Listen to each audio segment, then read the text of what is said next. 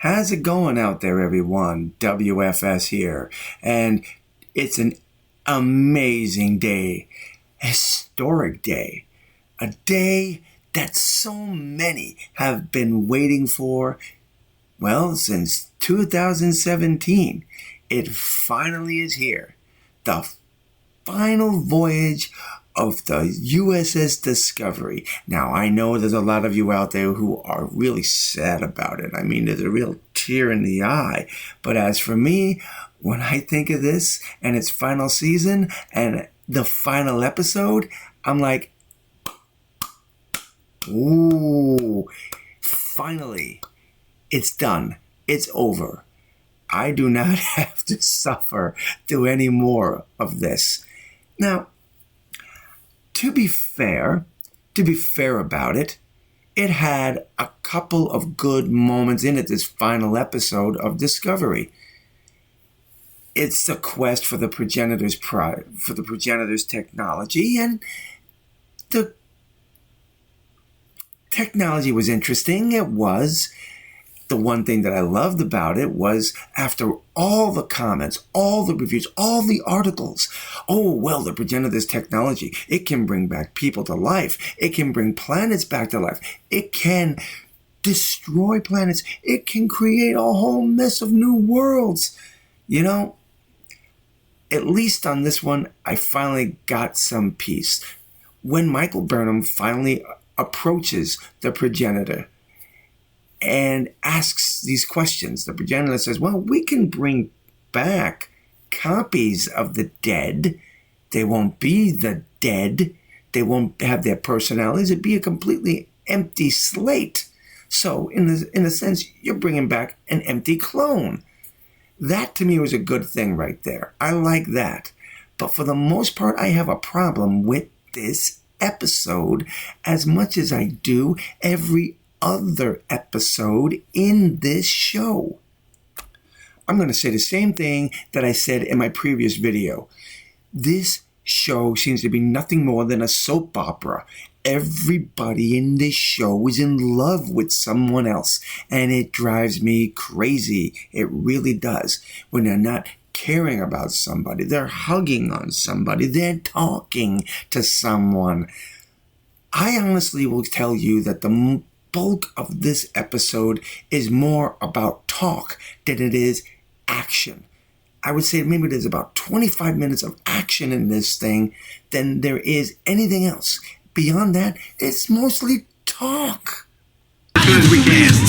Whatever process just started, it's pulling the portal towards the black hole. If we don't get to it before it possibly gets categorized, good. I know. We're in range. Engaging the tractor beam now.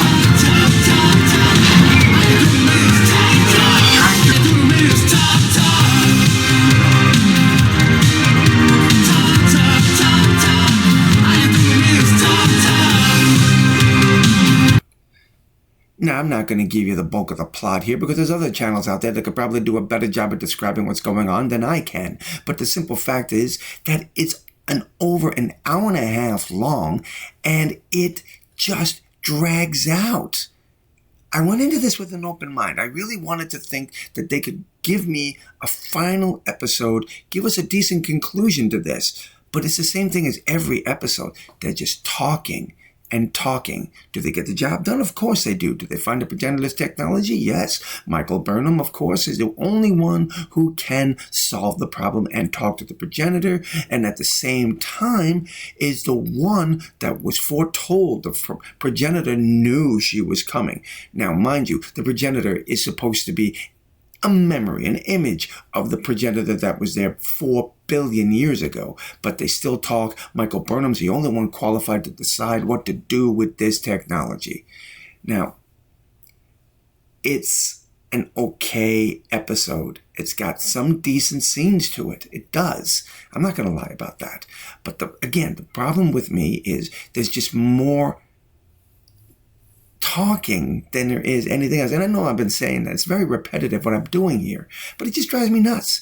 If you are on your final episode, Your final episode. Don't you think you want to go out with an amazing flair? Yeah, you found the technology you're fighting to bring. And by the way, when I see the Breen in this episode, now when you look at this picture of a Breen soldier coming at Michael, it reminds me of another character from another movie. Since my name, sharpshooting's my game. Try me. The black hole. That's what these characters look like to me. These modern day Breen look more like robots from the black hole. As for the progenitors technology, it's pretty cool. I'll give them that much. It almost feels like they took it from the Iconians, the gateways. And every few feet in this landscape, I guess, everywhere in this landscape, there are windows to various worlds, which is where they possibly or may have used that technology to seed other worlds.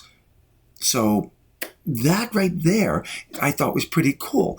But going back to a repetitive thing, it's the talking. Yeah, you've got a show to do, you got to carry the plot along, but you needed to pick up the pace a little bit. This was slow for me. It was incredibly boring. It really was. 25 minutes of action and maybe 45 minutes of a lot of dialogue. Wow, that's a lot to deal with. I would love to know if you've seen Star Trek Discovery, the final episode, what you think. I would love to hear your comments. Drop them below. Let me know. And until the next time, my friends, God bless.